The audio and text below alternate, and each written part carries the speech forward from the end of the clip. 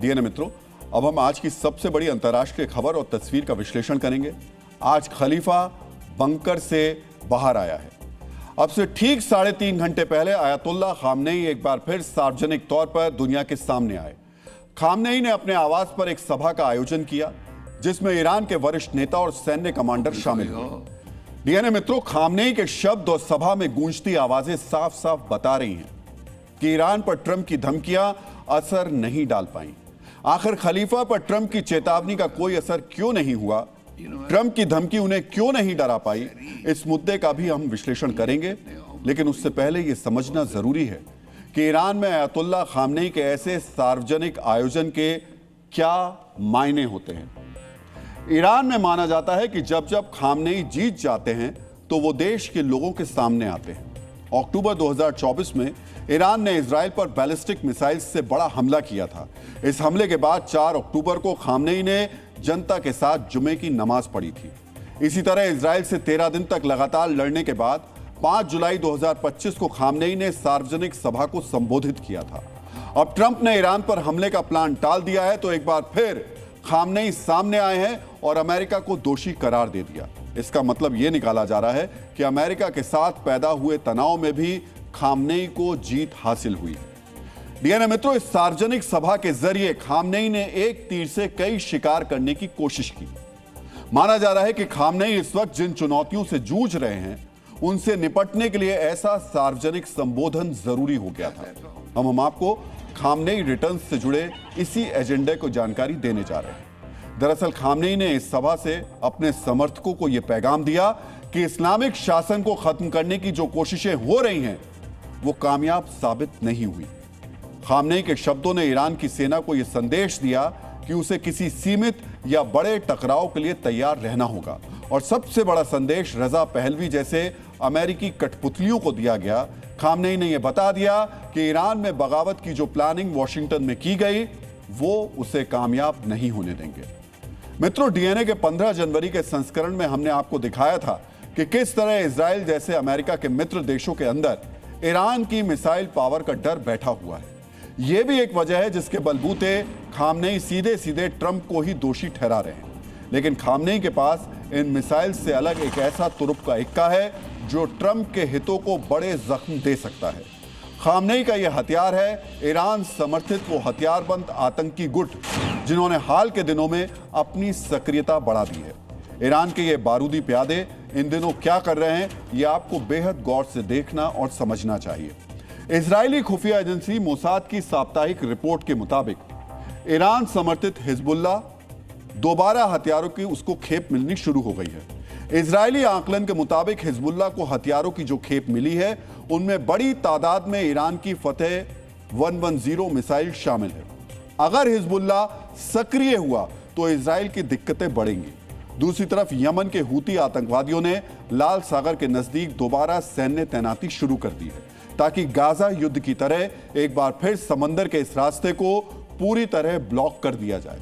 ये तैयारियां बताती हैं कि सिर्फ प्रत्यक्ष नहीं बल्कि परोक्ष रूप से भी खामनेई ने यह तय कर लिया है कि वो ट्रंप के आगे झुकेंगे नहीं।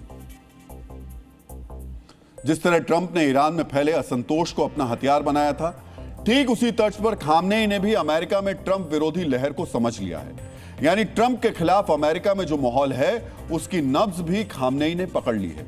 यह भी एक वजह है जिसकी वजह से ट्रंप की धमकियां खामनेई पर बेअसर साबित हुई। ईरान पर सैन्य कार्रवाई को लेकर अमेरिकी क्या सोचते हैं यह आपको भी गौर से देखना चाहिए। मित्रों, अमेरिका में हुए एक सर्वे के अनुसार 70% मतदाता ईरान पर अमेरिकी हमले को सही नहीं मानते हैं। सिर्फ 18% ऐसे हैं जो ऐसी सैन्य कार्रवाई का समर्थन कर रहे हैं। अगर ट्रंप के समर्थक यानी रिपब्लिकन मतदाताओं की बात करें तो इनमें भी 53% ट्रंप के बैटल प्लान से सहमत नहीं है। 35% रिपब्लिकन्स का कहना है कि ईरान पर संभावित हमला सही है। ट्रंप ने खामनेई पर दबाव बनाने के लिए दोहरी रणनीति बनाई थी। एक तरफ वो मिडिल ईस्ट में ईरान विरोधी देशों को भड़का रहे थे तो दूसरी तरफ ट्रंप ईरान के बागियों को उकसा रहे थे। लेकिन यहां भी ट्रंप का दांव नहीं चल पाया। सऊदी अरब और यूएई जैसे ईरान विरोधी अरब देशों ने ही अमेरिका को खामनेई की सरकार और सिस्टम पर हमला न करने की नसीहत दी। सऊदी अरब ने तो ईरान को यह आश्वासन तक दे दिया था कि अगर अमेरिका ने हमला किया तो सऊदी अरब हमलों के लिए अपने हवाई अड्डे नहीं देगा।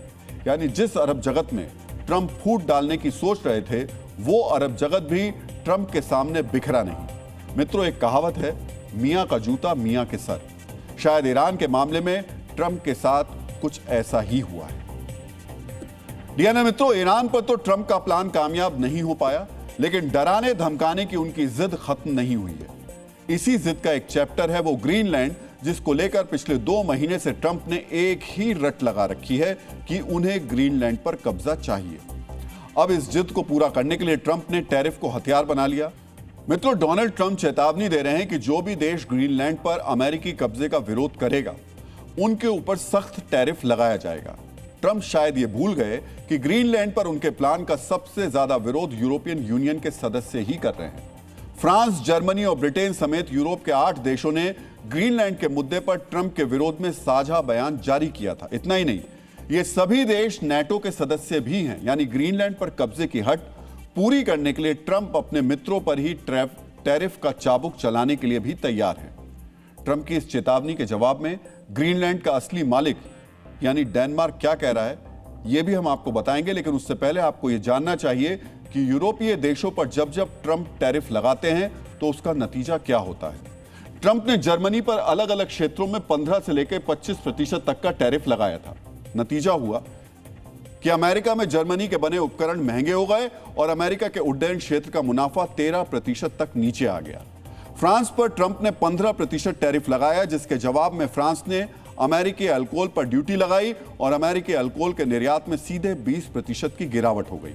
इसी तरह स्पेन पर भी ट्रंप ने 15% का टैरिफ लगाया। इस टैरिफ की वजह से स्पेन से आने वाले खाद्य पदार्थ महंगे हो गए और अमेरिकी नागरिकों को खाद्य पदार्थ, खासकर तेल पर ज्यादा खर्च करना पड़ रहा है। ये आंकड़े बताते हैं कि ट्रंप का टैरिफ अमेरिका के लिए आर्थिक नुकसान ही साबित हो रहा है।